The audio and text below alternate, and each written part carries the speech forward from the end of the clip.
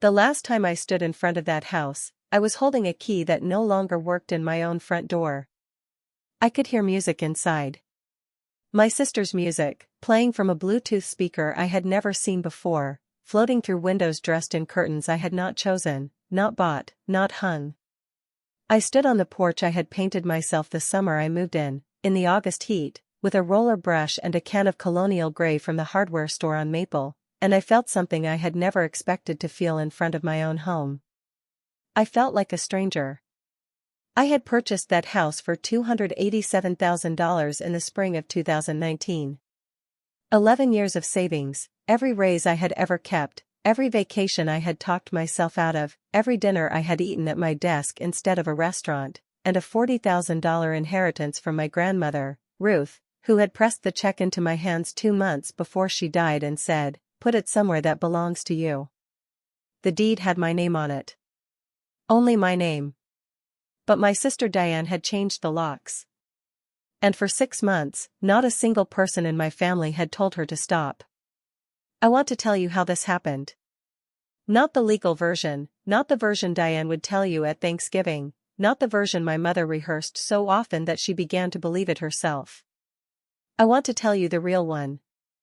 Because if you are the kind of person who has ever done something quietly generous for someone you loved, and watched it get rewritten as weakness, then you already understand some of this before I have even started. If you're enjoying this story so far, don't forget to hit the like button and subscribe. Drop a comment telling me where in the world you're watching from. I love hearing from you. My name is Nora. I'm 39 years old. I work in project management for a mid-size infrastructure firm. I am not dramatic. I am not someone who looks for conflict. I am, in fact, the kind of person who irons the same shirt twice before a difficult conversation because I need the preparation time. I mention this so you understand that what I eventually did, and how I did it, was not the action of someone who had been waiting for a fight. It was the action of someone who had tried every other option first and run out of road. The house was on Sycamore Lane, a quiet street in the kind of town that still has a 4th of July parade and a hardware store run by the same family for 3 generations. I found it on a Tuesday afternoon in March, walked through it in 20 minutes, and made an offer that Friday. It needed work. The kitchen was outdated by at least 15 years. The back fence had a section that listed sideways like it was tired. The master bath had a skylight that let in cold air and one persistent draft that I never fully fixed. But it was mine. Every square foot of it was mine, and I loved it in the particular way you can only love something you worked for entirely on your own. I moved in that June, and for 2 years, I was happy there in the ordinary way. I planted a garden in the back that was mostly weeds the first year and stubbornly better the second. I painted the living room a color called antique linen that looked nothing like the chip in the store but that I grew to love. I had a neighbor named Patricia who brought me a plate of cookies every December and a contractor named Ray who fixed the skylight for $400 and a handshake. It was a real life. A quiet, functional, genuinely mine life. My sister Diane is 2 years older than me. She is, and has always been, the version of me that my parents preferred. Not because she is unkind, exactly.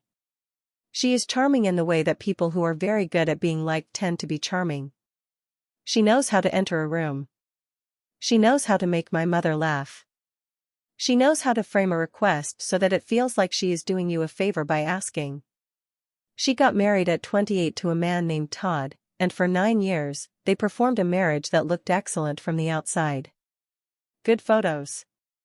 Annual beach trip. Matching Halloween costumes the one year they had a dog. They did not have a good marriage, as it turned out. But they had the appearance of one, and in my family, appearance has always been the primary currency. Todd left in the fall of 2021. I will not pretend I was devastated by the news because I was not. I had watched Diane be quietly diminished by that man for years, in the particular way that emotionally withholding people diminish their partners, through absence and mild contempt disguised as rationality. She was better off, even if she did not feel that way yet. What she did feel, immediately and completely, was that she had nowhere to go. The apartment she and Todd had shared was his lease. She had not worked full-time in 4 years. She had $11,000 in a checking account and a storage unit of furniture that included a couch Todd had bought and a dining table she had picked out and a bed that felt like a museum exhibit of a life that was over. My mother called me on a Saturday morning. She did not ask me a question. She presented a situation. Diane needs a place to stay while she gets back on her feet. She just needs a few months. You have that extra bedroom. I did have an extra bedroom. I had one spare bedroom that I used as a combination home office and storage space, with a daybed I had bought for the one time per year a friend came to visit and a desk covered in project binders. I said yes. I said yes because she was my sister and because she was in genuine pain and because I was the kind of person who, when handed an opportunity to help someone, took it without interrogating the fine print. That was my first mistake. Not agreeing to help. The first mistake was not writing down exactly what a few months meant. Diane moved in on a Wednesday in November 2021 with 3 carloads of belongings, a very large sectional couch that did not fit through my front door on the first try, and a mood that oscillated between grateful and aggrieved in roughly 40-minute intervals. She was grieving. I understood that. I gave her space to grieve. I adjusted my morning routine around her. I cleared half the bathroom cabinet. I bought a second set of towels. I stopped using the kitchen before 8 in the morning because she slept late and the noise bothered her. I made accommodations the way you make accommodations for a person you love who is going through something terrible, which is to say I made them without keeping score, because that is not how you love someone. By February, 3 months in, she had a job. A part-time administrative role at a dental office. It paid $17 an hour. She was not talking about moving out. By April, she had painted the spare bedroom a color called dusty mauve without asking me. I mentioned it, gently. She said she had thought I would like it. I did not like it. I did not press the point. By June, 7 months in, she had rearranged the living room furniture while I was on a work trip to Cincinnati. I came home on a Thursday night to a couch that faced the wrong wall and a coffee table that had been moved so far to one side that it no longer functioned as a coffee table for anyone except someone sitting in the corner. I asked about it. She said the light was better for watching television from that angle. I moved the coffee table back. She moved it again the following weekend while I was at a conference. I want to be careful here not to misrepresent this period because it is easy, in retrospect, to read a pattern into events that at the time felt like isolated friction. I told myself that. I told myself this was a person in transition and that transitions are uncomfortable and that roommate tensions are normal even with people you love. I did not want to be the kind of sister who made her feel unwelcome when she was already fragile. So I adjusted. Again. I adjusted the way you adjust when you keep telling yourself the adjustment is temporary. My mother called periodically during this time. She called to check on Diane, not on me. She would ask how Diane was doing, whether Diane seemed better, whether Diane had mentioned any plans. She would tell me it meant everything to Diane that I was there for her. She would not ask what it cost me. Not once. In my family, the assistance I provided was assumed to be freely given because I had historically always given it freely. There was no mechanism for me to indicate that it was, in fact, beginning to cost something. In September 2022, 10 months in, I was offered a project assignment that would take me out of the country for a significant stretch of time. It was a contract in Ireland, overseeing the infrastructure phase of a commercial development outside Dublin.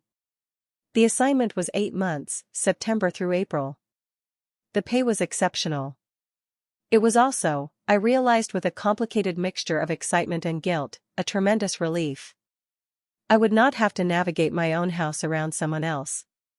For 8 months, I would have distance. I told Diane about the assignment on a Sunday evening. I sat down at the kitchen table she had covered with a tablecloth I had not bought and I explained the situation clearly. I would be gone from the end of September through April. She could stay in the house during that time in exchange for maintaining it and paying the utility bills. I did not charge her rent because she was my sister and because I am the kind of person who makes that kind of choice. I asked only that she treat the house with care and that we revisit the living arrangement when I returned in April, at which point I expected to move back in fully and she would need to have a plan. She agreed. She was warm about it. She hugged me and said she didn't know what she would do without me and that she was going to get her life fully together while I was gone. She could feel it. My mother called the next day to thank me. She used the words, "This is so like you, Nora," in a tone that was meant to be complimentary and that I accepted as such. I left for Dublin on September 28, 2022. What I did not do was write any of it down. No lease. No formal agreement. No document that established the terms of Diane's occupancy, the duration, the expectations, or the consequences of a violation.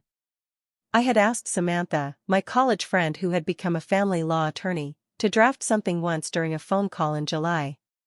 She had said, "Nora, please let me write up a simple occupancy agreement, it takes me 40 minutes. I had said I didn't want to make Diane feel like a tenant in her sister's house. Samantha had said, "You know that's the second time you've called it her sister's house." I had laughed at the time. I did not laugh later. The first 4 months in Dublin were everything I needed. I worked hard. I slept properly for the first time in a year. I video called my neighbor Patricia, who told me the garden looked fine and that she had seen Diane's car in the driveway regularly. Diane texted me occasionally, mostly photos of small improvements she was making to the house. New kitchen hardware. A door stopper she had bought for the back hall. A welcome mat. I responded warmly. I did not read the welcome mat as what it was. In January, Patricia called me. Not texted. Called. Patricia is 71 years old and she only calls when something requires a voice. "Nora," she said, "I don't want to overstep. But you should know that there are men over there most weekends and last Saturday there was a party. Not a big one, maybe 15 people. And there's a dog now." I did not own a dog. I had not agreed to a dog. My back fence had a section that listed sideways for a reason, and the reason was that the gap at the bottom was exactly the right size to lose a medium-sized dog into a neighbor's yard. I called Diane. She said the dog was a foster, temporary, not a real dog situation. She said the party had been 8 people and had ended by 10. She said the men she was seeing were her business. She said everything with the particular breezy confidence of a person who does not believe consequences apply to her, and I recognized it because she had used the same tone at 24 when she had backed my mother's car into a stone wall and reported it as a mysterious scratch that had appeared in the parking lot.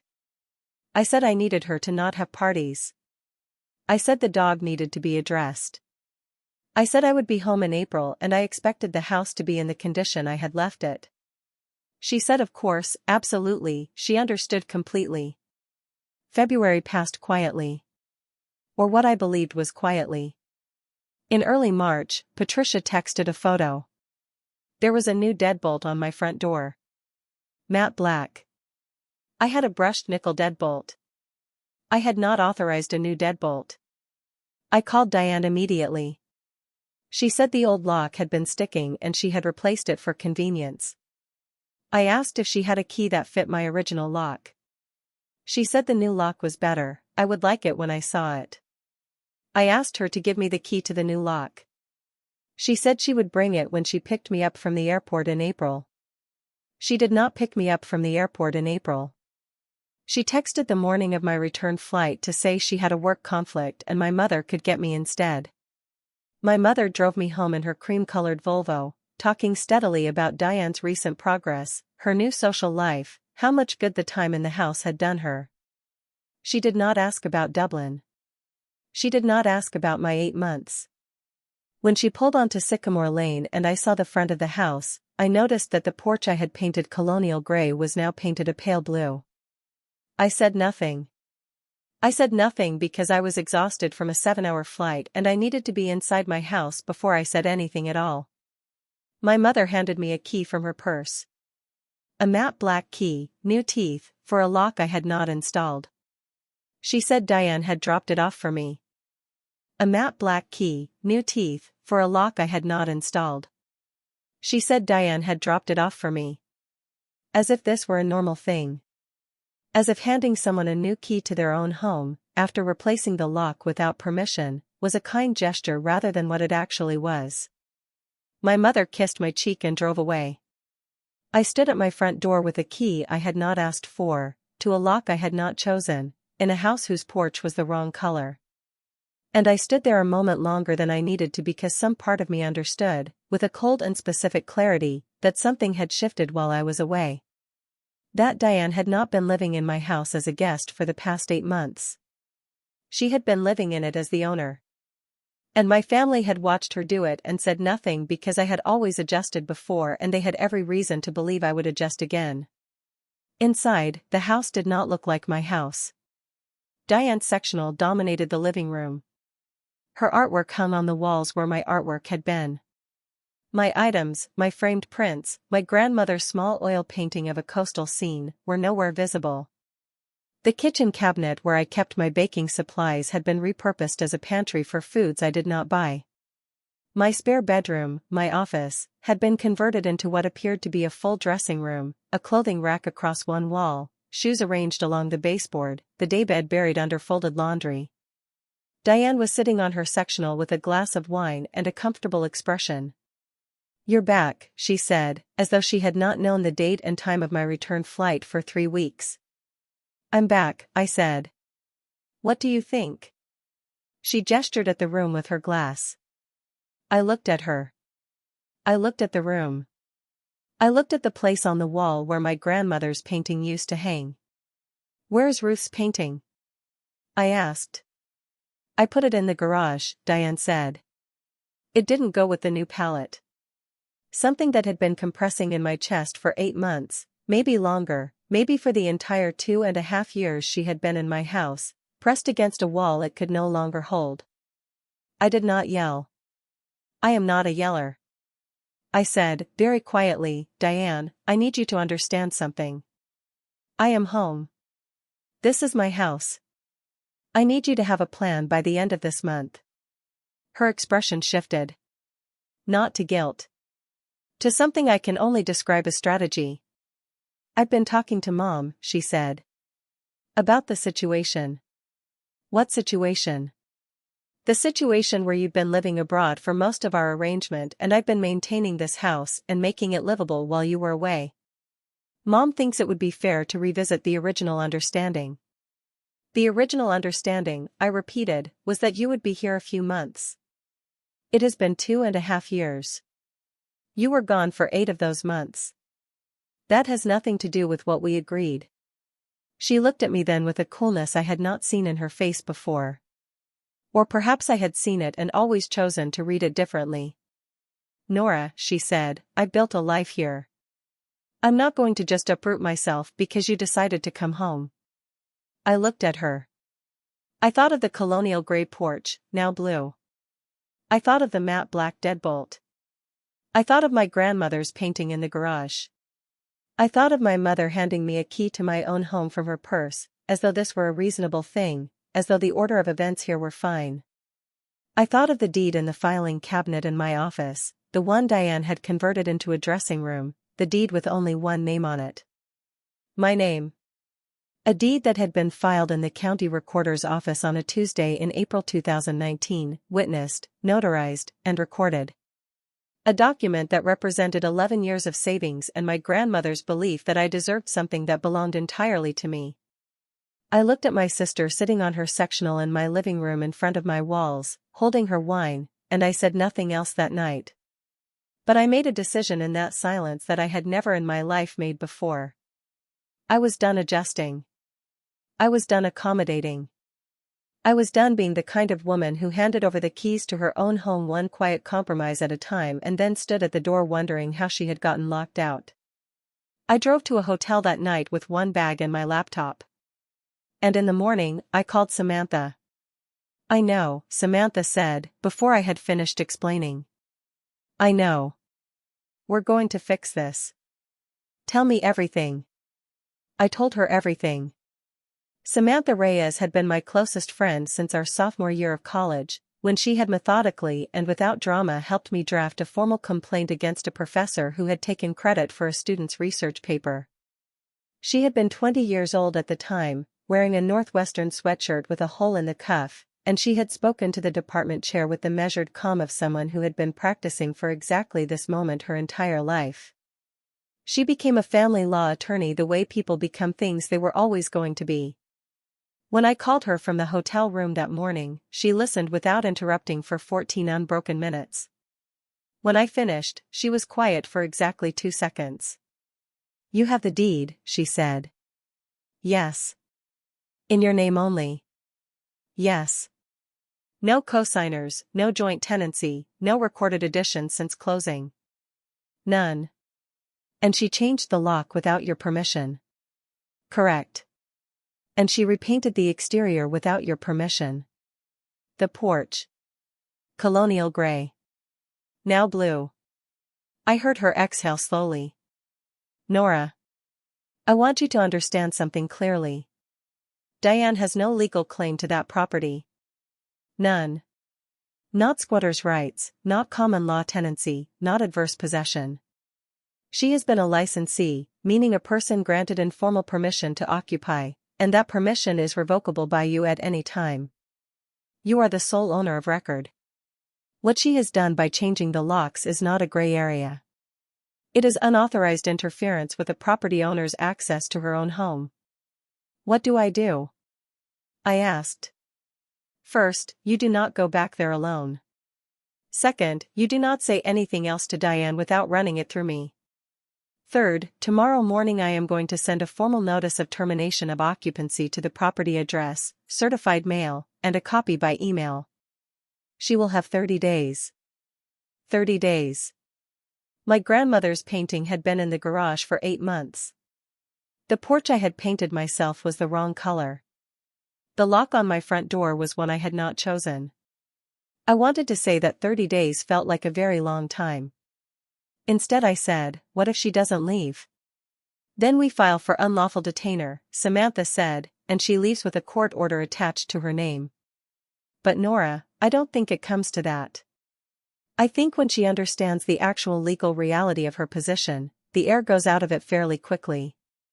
People like Diane operate on the assumption that the other person will back down. The moment they understand the other person won't, it tends to shift." She was right about that. She was right about most things. What she did not predict, and what I should have predicted because I have known my family my entire life, was what my mother would do in the 30 days between the notice and the deadline. My mother did not call me when she received her copy of the termination notice, which Samantha had copied to her as a courtesy. She called Diane. Then she called my Aunt Patricia, who is her older sister and who carries family news the way weather systems carry rain, efficiently and in all directions. Within 48 hours, the story that circulated through my family was not the story of a woman reclaiming her own legally titled property. It was the story of Nora, who had abandoned her sister in a moment of crisis, disappeared to Europe for 8 months, and was now using lawyers to throw Diane into the street. That was the version. I know it was the version because my cousin Marcus texted me to say he hoped I was proud of myself, and Marcus had never once in his life sent me an unprompted text message. My mother called me on a Thursday evening, 12 days after the notice was delivered. Her voice had the particular controlled quietness of someone who has rehearsed a conversation and is now delivering it. "I think we should all sit down together," she said. "As a family. Before this goes any further." "There's nothing to sit down about, Mom. The notice is issued. Diane has her timeline. Nora, she has nowhere to go. She has had 2.5 years to build a plan. She has a job. She has had 30 days of notice. She has somewhere to go. You're being very cold about this." I looked at the hotel room wall. I had been in this room for 12 days. The hotel was $40 a night and the air conditioning rattled and the sheets were aggressively white. I was paying $40 a night to stay in a rattling hotel room because my sister had changed the lock on my house. "Mom," I said, "where is Ruth's painting?" Silence. "Diane put it in the garage." An oil painting that my grandmother gave me before she died is in a garage because it didn't go with Diane's color palette. I have been sleeping in a hotel for almost 2 weeks because I cannot access my own house. And you're telling me I'm the one being cold? Another silence. Longer this time. She made that house a home, my mother said finally. The words landed with the flat certainty of someone who had decided to believe something and was not going to be moved. It was already a home, I said. It was my home. That's the part no one seems to be including in this story. My mother asked me again to sit down as a family. I said I would think about it. I did think about it, for approximately 4 minutes, and then I called Samantha and told her what had happened. Samantha said, "Do not attend a family meeting without legal documentation in your hand and a clear understanding that this is not a negotiation. It is a legal process. Do you understand the difference?" I understood the difference. What I also understood, by the end of that call, was something I had not fully admitted to myself yet. My family was not going to look at the deed and adjust their position. They were not going to read the termination notice and conclude that Diane had overstepped. They were going to have a family meeting, in which my mother would moderate and my aunt would observe and Diane would perform injured dignity, and at the end of it they would arrive at the conclusion they had already decided on, which was that the generous thing, the right thing, the thing that a good daughter and a good sister would do, was to stand down. To adjust. Again. To absorb the cost of Diane's choices the way I had absorbed every cost before this one. And if I did stand down, I understood with a terrible clarity, this would never end. Diane would still be in that house in 5 years. The deed would still be in my name and the house would still feel like hers, and I would be the difficult one who had tried to take it away from her. The story would be written and I would spend the rest of my life in it. I was not going to stand down. But I was going to do this correctly. I was going to let the process run its course, and I was going to let the truth do the work, and I was not going to say a single unnecessary word until the right moment. The right moment arrived in the form of an invitation. If you're hooked on this story, make sure to subscribe and turn on notifications so you never miss an upload. Your support means everything and helps me bring you more emotional stories like this one. Diane sent the invitation to the family group chat on a Saturday afternoon. It was a housewarming party. Those were the exact words on the digital card she had designed: pale watercolor florals, script font, $40 graphic design website. Housewarming at 14 Sycamore Lane. The address of my house. My house that she was, at this precise moment, 14 days past her 30-day notice deadline and therefore occupying without legal permission. She had not left. The 30 days had passed, Samantha had filed the unlawful detainer petition, and Diane had responded by throwing a party. I stared at the invitation for a long time. A housewarming. She had been in that house for nearly 3 years and she was throwing a housewarming. It was, I realized, not an act of defiance. It was an act of consolidation. She was creating a moment, a room full of family and friends and perhaps even a few neighbors, in which she would be the host, the resident, the settled inhabitant of 14 Sycamore Lane, and I would be the absent one, the difficult one, the person who was making things complicated with lawyers. She was building a version of events in front of witnesses, the way my family had always operated, not through explicit lies but through the careful staging of optics. 22 people confirmed attendance in the group chat. My mother was the first to reply. She sent a champagne glass emoji. Samantha called me within 2 hours of the invitation appearing. "Have you seen this?" "Yes." "Are you going?" I had been asking myself that question since the notification appeared. Part of me wanted to stay away, to let the legal process unfold without adding a human confrontation into the machinery. Samantha had advised that approach more than once. But I thought about the room full of people. I thought about my cousin Marcus, who had texted me his judgment without asking a single question. I thought about my mother confirming attendance with a champagne emoji. I thought about 22 people walking into my house while I sat in a hotel room, and I thought about what it would mean, practically and permanently, if I allowed that afternoon to pass without a word. "I'm going," I said. Samantha was quiet for a moment. Then you're going correctly, she said. I'll have the documents ready. I spent the next 4 days preparing, not emotionally. I had done the emotional work over 11 years of savings and 2.5 years of slow erosion. I prepared practically. Samantha compiled a documentation packet that included the original recorded deed from the county recorder's office, the hotel receipts for the 43 nights I had been locked out of my own home, the certified mail receipt showing the delivery of the notice of termination, the filed unlawful detainer petition with its court date, and a printed property tax history showing every annual payment made from my account from 2019 to present. She had it bound.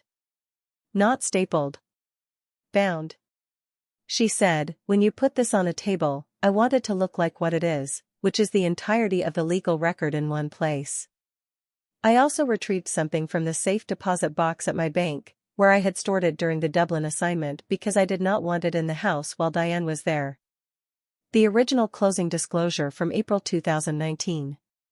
26 pages. My grandmother's $40,000 wire transfer listed on page 7 as part of the down payment.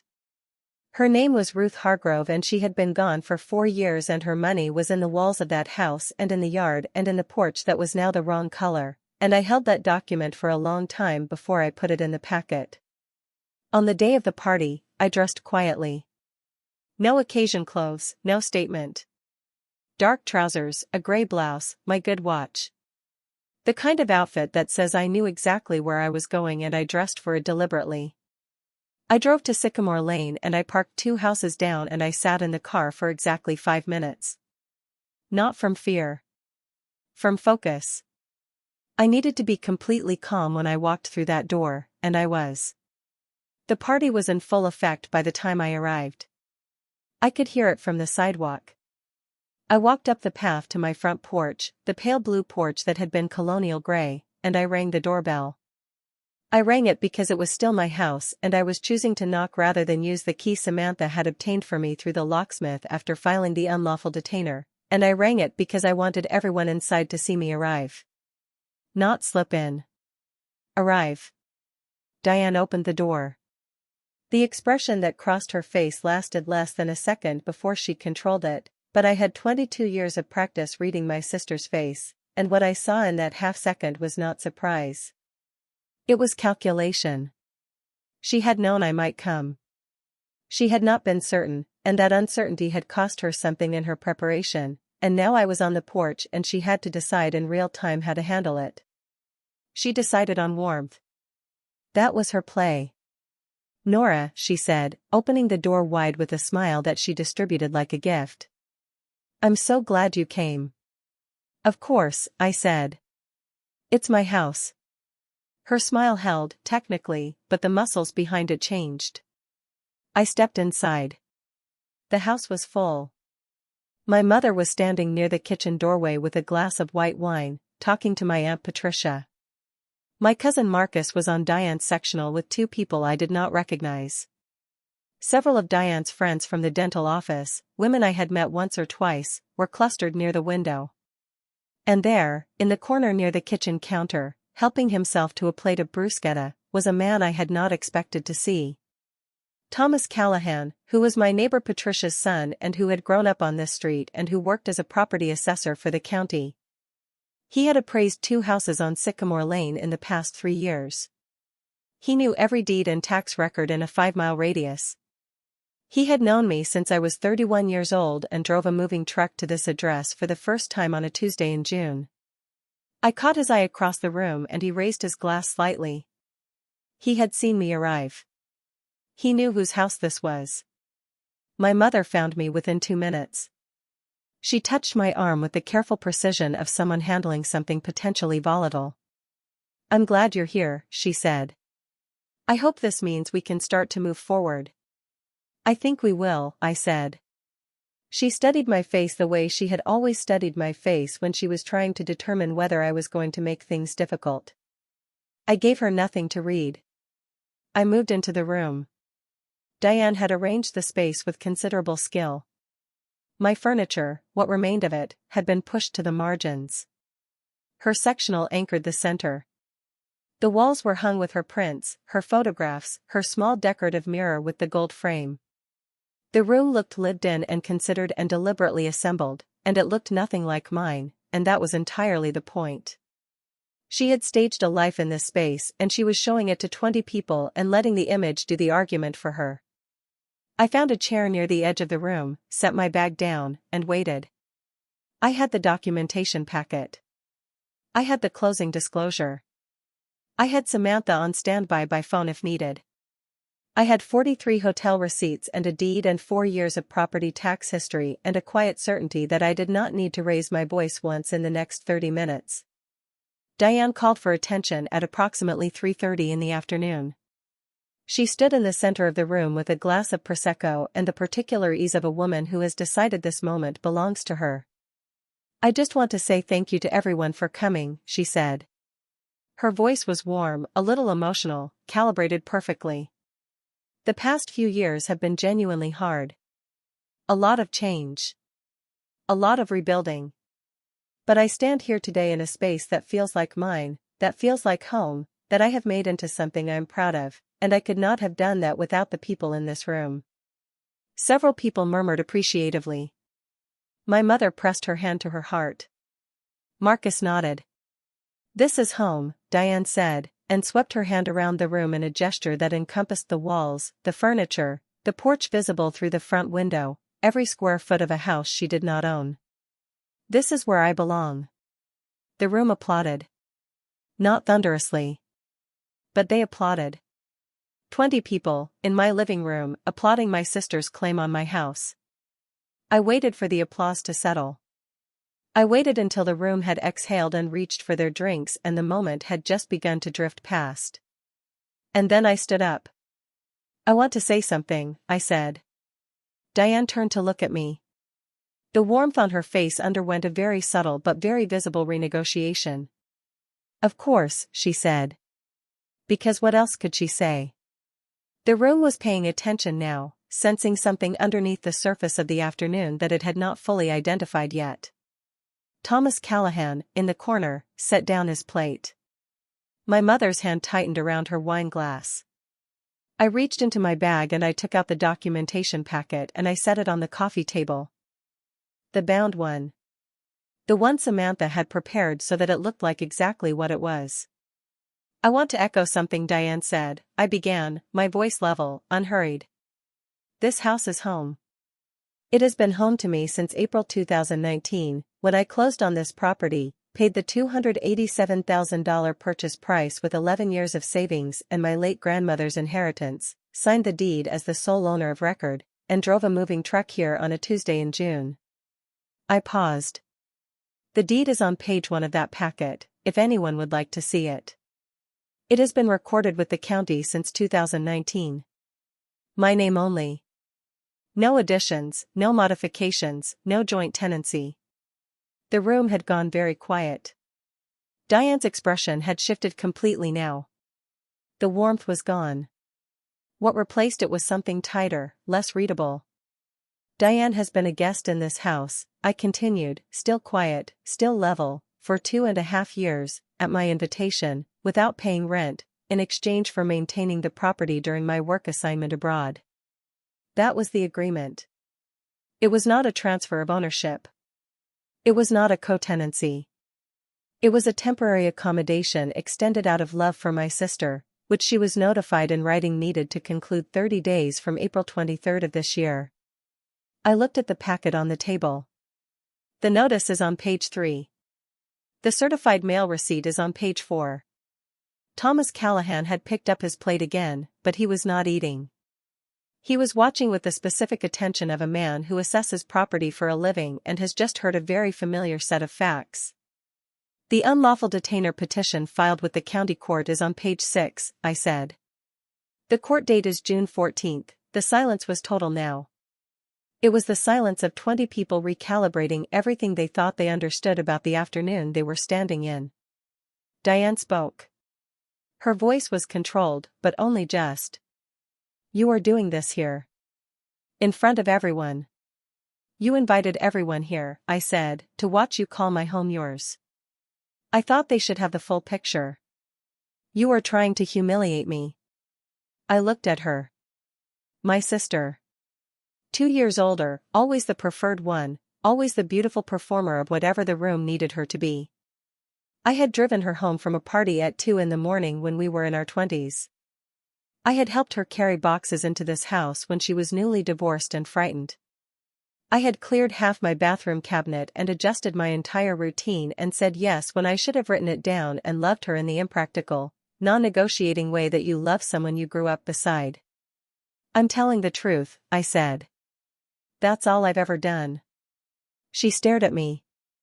I let the silence do the rest. My mother said my name. Once, softly. I turned to look at her and I saw, for the first time, something in her face that was not management or strategy or the careful maintenance of a preferred narrative. It was the look of a woman who has just heard something she cannot unhear, who is realizing that the story she has been telling herself has a foundational problem she did not examine closely enough. She looked at the bound packet on the coffee table. She looked at me. She looked at Diane. Diane turned away from the center of the room. She walked to the kitchen and I heard the sound of the back door opening and then, after a moment, closing. Thomas Callahan set down his plate and crossed the room toward me. He extended his hand. Nora, he said, I pulled the county records on this address twice in 2 years. That deed has never changed. He looked at me with the plain directness of someone who simply wants it said out loud. I think everyone here knows what the record shows. No one argued with him. No one in that room who had just heard what they had heard was going to argue with a county property assessor standing next to a bound documentation packet that included the recorded deed. My mother sat down on the arm of the sectional, which was, I thought with a particular quiet irony, my sectional, because I had bought it in 2020 and the one in the room was Diane's, and the one my mother was sitting on was mine, pushed against the wall where my furniture had been moved to make room for Diane's version of this house. I picked up my bag. I left the documentation packet on the coffee table, where anyone who wanted to look at it could.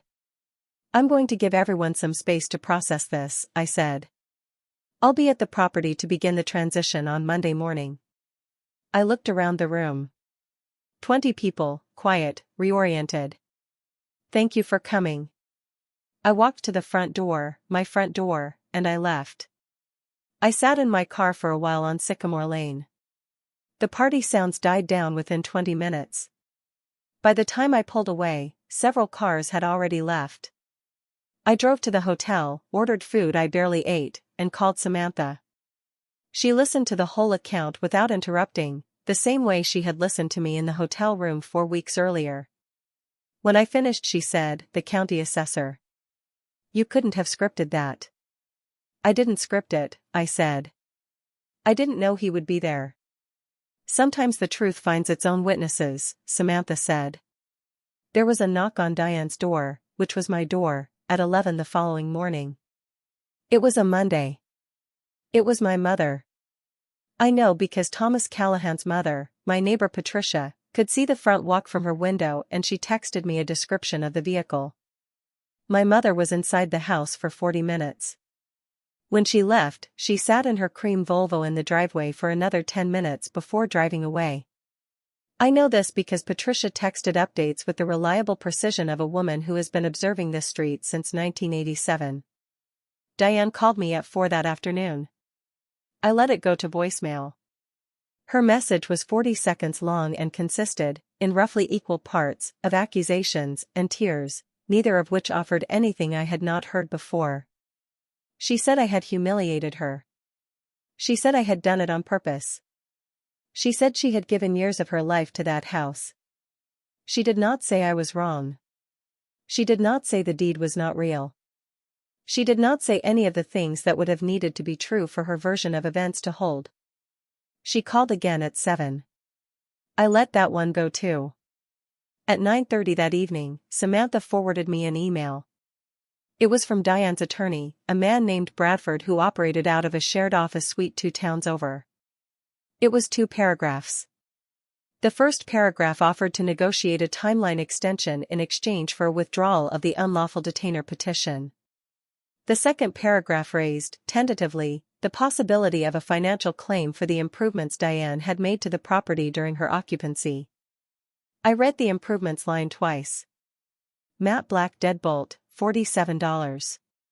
Pale blue porch paint, approximately $80 in materials.